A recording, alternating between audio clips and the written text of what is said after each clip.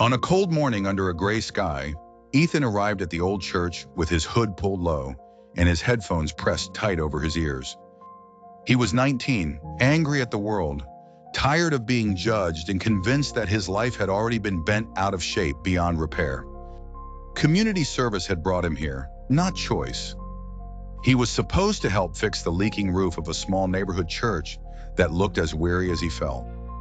Inside, rainwater still dripped through the warped ceiling into metal buckets.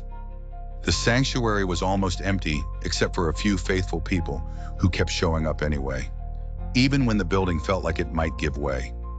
Ethan muttered under his breath as he climbed the ladder, the first of many days of swinging hammers, replacing boards, and hauling shingles in the cold. An older man named Samuel worked beside him.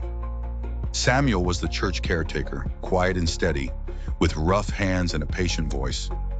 He never mocked Ethan's sarcasm. He never forced a sermon. When Ethan slammed a tool down in frustration, Samuel only said, "A roof does not heal in a day. Neither do people." Ethan pretended not to listen, but he did. Over the next weeks, he noticed things he had not meant to see. A little girl brought him lemonade after school and smiled as if he mattered. A widowed pianist, her hair silver and her back straight with dignity, thanked him for helping keep the church dry enough for worship. Families who had little themselves still brought casseroles, prayers, and kind words. They were tired, some of them grieving, some of them struggling, yet they came.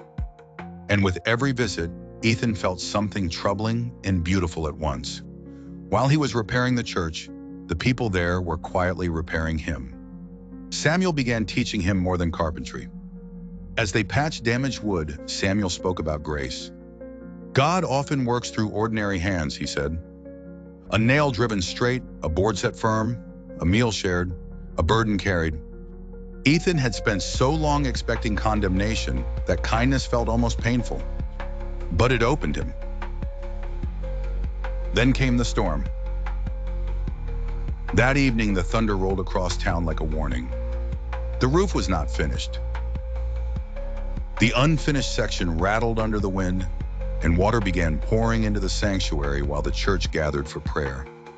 Candles flickered in the dark, and the people bowed their heads as rain hammered the walls. Ethan looked up at the ceiling, then at the frightened faces below, and before fear could stop him, he climbed the ladder with Samuel right behind him. Lightning flashed white across the rafters,